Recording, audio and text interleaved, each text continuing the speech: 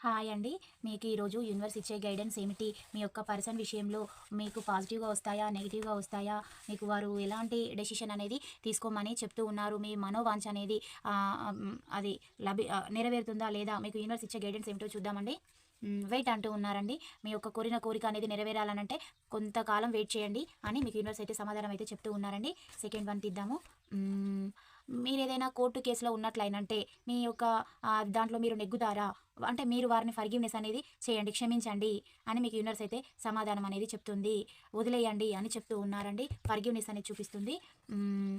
మీరు అనుకుంటున్న ఏదైనా పని చేయాలని అనుకుంటే, ఆ పనిలో మీకు లాభం అనేది జరుగుతుందా? లేదా? మీకు యూనివర్స్ ఏం సమాధానం అనేది చెప్తుందో చూద్దామండి. నాట్ ద రైట్ టైమ్ అంటూ ఉన్నారు. అంటే మీరు ఆ పని చేయడానికి మీకు కరెక్ట్ టైం కాదు. అంటే నష్టాలనేటివి వచ్చే అవకాశం అనేది ఉంది. నాట్ ద రైట్ టైమ్ అనైతే చెప్తూ ఉన్నారండి. ఫస్ట్ వన్ ఏమో వెయిట్ చేయమంటూ ఉన్నారు. సెకండ్‌ది ఫర్‌గివ్ చేయమంటున్నారు కోర్టు విషయంలో.